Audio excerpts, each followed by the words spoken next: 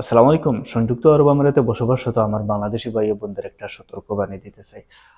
অনেকে হয়তো দুবাইতে ফ্রিল্যান্স পেশা নিছেন বা অনেকের হয়তো কোম্পানি আছেন, বিভিন্ন টাইপিং সেন্টারে কাজ করাইতেছেন। তো আজকাল আমাদের কাছে একটা কেসেস আসতেছে যে অনেকে ভিসা রিনিউয়াল করেছেন, এমআরসি আইডি হাতে চলে আসছে, ভিসা স্টাম্পিং হয়ে গেছে, কিন্তু আপনি হয়তো হঠাৎ কোনো কারণবশত কোনো টাইপিং সেন্টারে গিয়ে আপনার ওয়ার্ক পারমিটটি চেক করেছেন, আই মিন লেবার কার্ড যেটাকে আমরা বলে থাকি। তো সিস্টেমে দেখাইতেছে যে আপনার লেবার কার্ড রিনিউয়াল হয় নাই। সো এটা মূলত হতে পারে যারা ফ্রিল্যান্স কোম্পানিতে বেছে নিয়েছেন দুবাইতে। তো ওই ফ্রিল্যান্স কোম্পানিগুলো কী করে, আপনার কাছ থেকে আপনার পুরো টাকাটা নিয়ে নেয়, কিন্তু ওরা আপনার লেবার কার্ডটা রিনিউ করে না।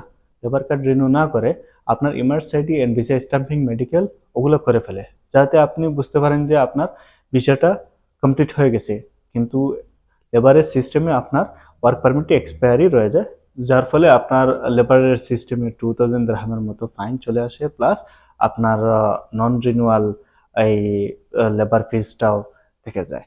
সেকেন্ডলি হচ্ছে, অনেক কোম্পানি আছে যাদের পার্সোনাল কোনো পেয়ারা নেই, তো তারা অনেক টাইপিং সেন্টারের মাধ্যমে কাজ করাই থাকে, কিন্তু ওই টাইপিং সেন্টারের মধ্যে কিছু কিছু টাইপিং সেন্টার আছে তারা কি করে, বিভিন্ন কোম্পানি থেকে তারা ফুল অ্যামাউন্টটাই নেয়, কিন্তু ওই লেবার পেমেন্টটা করে না। লেবার পেমেন্ট না করে তারা only just immerse ID medical and visa stamping করে ফেলে। তো যা পরে দেখা যায় যে যখন কোনো কারণবশত আপনি চেক করলেন, দেখতে পান যে আপনার কোম্পানির লেবার কার্ডগুলো রিনিউয়াল হয় নাই, প্লাস ফাইন চলে আসছে, কোম্পানির উপরও ফাইন চলে আসছে। এনিওয়ে, আপনি যে ইউএইর যে কোনো স্টেটে থাকেন না কেন, আপনি আপনার লেবার কার্ডটি সবসময় চেক করবেন। Thank you.